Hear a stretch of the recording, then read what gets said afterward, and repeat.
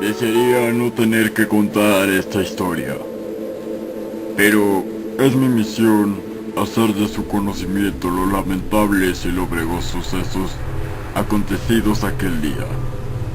Cabe destacar que, por la naturaleza de los hechos, lo más recomendable es, sin duda alguna, ignorar este video y buscar otro pasatiempo, ya que el asesinato de las hermanas Menéndez es por mucho uno de los acontecimientos más escalofriantes, ruines y misteriosos que haya dado lugar en nuestra ciudad. Naturalmente, los rumores acerca de la muerte de Katia, hija de Menéndez, son muchos y muy variados, pero ninguno de ellos logra siquiera rozar con la funesta realidad.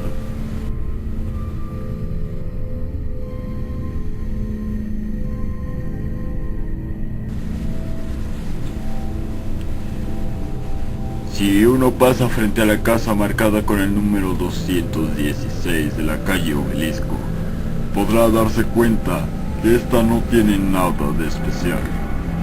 Solo es otra casa abandonada con las paredes roídas por el clima y con la hierba y el moho creciéndole por las ventanas cuyos marcos oxidados acentúan el abandono. La finca está realmente deteriorada. Nadie ha entrado ahí en años. Ni siquiera los antiguos dueños han podido encontrar un comprador. Realmente nadie se atreve a poner un pie en ese lugar. Los pocos que lo hicieron después de la tragedia perdieron la cordura por algún tiempo. Algunos dijeron haber visto a las niñas jugar entre ellas con sus cuerpos ensangrentados, llenos de heridas y mutilaciones. Otros simplemente se quedaron sin habla por semanas. Hay quienes cuentan que incluso una periodista se quitó la vida.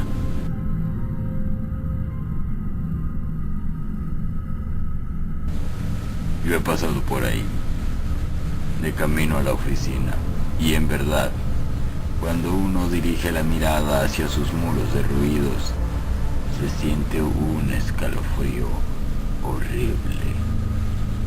Sientes que en cualquier momento alguien o algo se aparecerá frente a tus ojos y se te echará encima.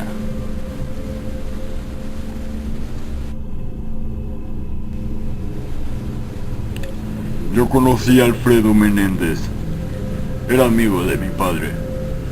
Trabajaba como supervisor en una fábrica de zapatos. Conocí a sus hijas y a su esposa. Nosotros vivíamos frente a la escuela secundaria, a unas 3 calles de su casa. Eran personas de lo más normales. Uno no puede imaginar que esa clase de cosas puedan pasar tan cerca de tus narices. Recuerdo perfectamente a Jade jugando en el jardín que hay detrás de la iglesia de San Miguel. Katia, sin embargo, no era tan activa como su hermana menor. Ella prefería sentarse en una banca a leer un buen libro mientras cuidaba que Jade no se metiera en líos. Alguna vez conversé con ella. Era realmente hermosa. Sus cabellos ondulados caían con gracia sobre sus hombros. Tenía una sonrisa hermosa y un par de ojos azules que lo hacían pensar a uno en un ángel cuando los mirabas. Por desgracia para sus padres, Katia cayó enferma y enseguida su aflicción se hizo notar. Dejó de ir al parque a cuidar a su hermana, dejó de ir a la escuela. Únicamente salía para ir a la iglesia siempre acompañada de sus padres con la boca cubierta. La llama de sus ojos azules se había apagado. Su piel se volvió pálida como un cadáver y se podía notar su tristeza desde lejos. Conforme pasaron los días, su salud fue empeorando. En cuestión de semanas, hubo la necesidad de conseguir una silla de ruedas porque Katia ya no era capaz de caminar por sí misma. Según sé, a veces no podía siquiera comer o hablar. Los doctores no podían determinar con precisión cuál era su padecimiento.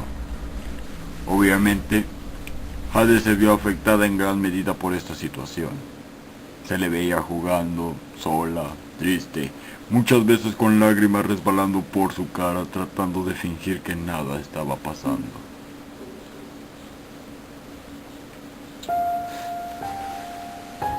La noche del 26 de agosto de 1997 fue una noche especialmente oscura y raramente fría. No había ni una estrella en el firmamento. Una espesa bruma apareció de repente. La policía trataba de encontrar a la pequeña Jade. Su madre, Joanna Sainz, salió a la calle con una fotografía de su pequeña tratando de localizarla, tocando puerta por puerta con cada uno de sus vecinos y preguntando por ella sin conseguir nada. Las lágrimas no se hicieron esperar. La angustia y la desesperación azotaban el corazón de la madre. La situación era una verdadera tragedia. Su marido no llegaba del trabajo. Katia estaba ardiendo en fiebre. Y mientras su madre la atendía, Jade salió de la casa. Desapareció y no lograba andar con ella. Para colmo, la policía tardó demasiado en ayudar a buscarla con el argumento de que deben pasar 3 días para considerarse como un extravío. Cuando tocaba la 19ª puerta, comenzó a llover, y de un momento a otro caía una furiosa tempestad sobre su cabeza.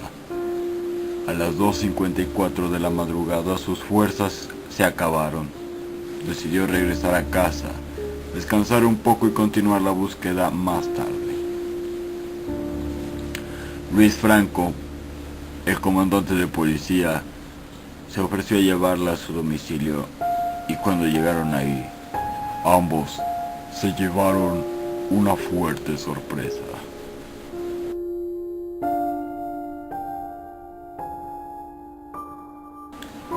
Mientras Johanna buscaba a su hija pequeña, en aquella noche fría y sepulcral de agosto, alguien levantaba un ladrillo del suelo y lo arrojaba contra la ventana de la finca marcada con el número 216 de la calle Obelisco. Los fragmentos de cristal quedaron esparcidos por el suelo. Los pasos sigilosos del victimario danzaron con dramático silencio hacia la puerta. El asesino metió su mano por la ventana, abrió la puerta, la cual ineludiblemente hizo un ruido chirriante. Y entonces, Katia se dio cuenta que alguien había entrado a su casa.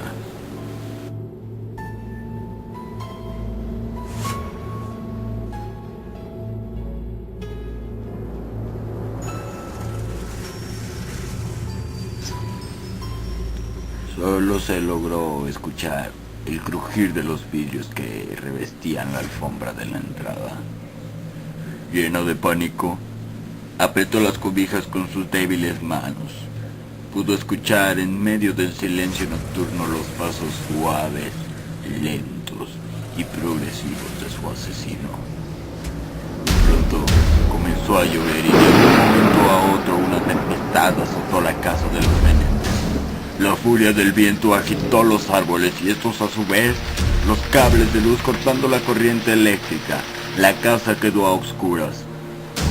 La tormenta se agitaba afuera. Katia se mordía los dedos de desesperación, no lograba escuchar nada. Solo le quedaba la esperanza de que su mente estuviera jugando con ella. Solo es sugestión, se decía a sí misma. Lo único que podía oír, además de la tormenta, era su propio corazón a punto de salirse por su pecho. Entonces, la lluvia se calmó un poco. Trató de ver hacia afuera de la habitación, pero seguía muy oscuro. Todo parecía muy tranquilo. Así que se relajó. Soltó las cobijas. Suspiró y cerró los ojos. De repente, Un relámpago iluminó el cielo e hizo un estrepitoso ruido, y en ese mismo instante sintió el duro golpe de una afilada pieza de metal en el abdomen. Miró hacia la herida. No podía ver nada. Sintió otra puñalada en el pecho. Parecía que su atacante fuera invisible, porque no logró ver siquiera su figura cuando los relámpagos surcaron el cielo e iluminaron la habitación. Trató de defenderse en vano, tirando golpes y arañazos, pero realmente no lograba tocar nada ni a nadie. Era como si el cuchillo tuviera voluntad propia. Sintió su sangre correr a través de sus heridas. Sintió el cuchillo atacando su cara, sus manos, su cuello. El asesino apuñaló 64 veces a su víctima. Cuando ésta ya no pudo defenderse más, la tiró por los cabellos y le cortó la cabeza.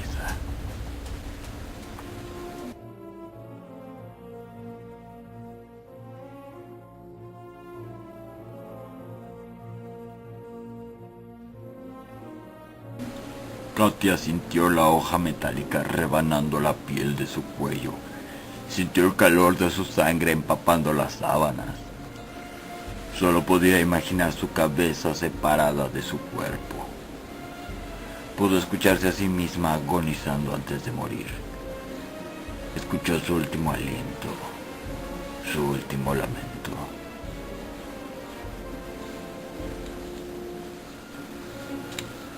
Cuando Johanna Sainz encontró a su marido sentado en la banqueta de su casa con la ropa empapada en sangre, su mente colapsó.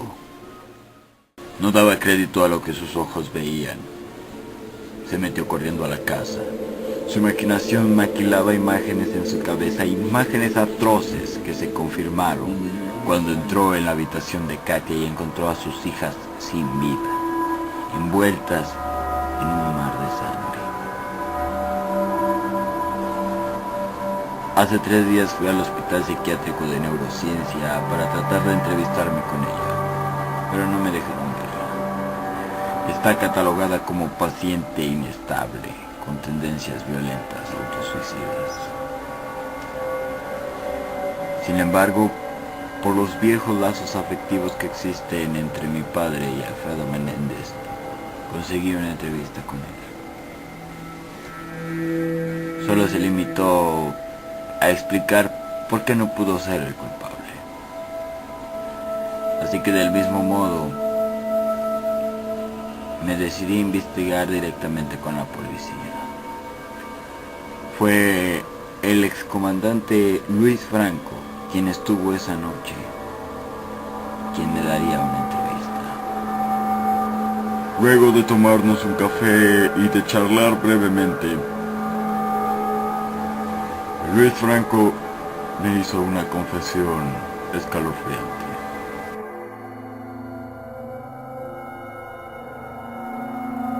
No encontramos al culpable. Sin embargo, siempre hubo sospechosos. Más de uno en realidad. La mayoría pensó que fue el padre, pero también pudo haber sido la madre. Sin embargo, ninguno de estos dos fue. El padre estaba trabajando y la madre estaba con nosotros buscando a su hija. Así que la única persona que realmente pudo haber cometido los asesinatos, déjeme decirle, amigo mío, que murió esa misma noche.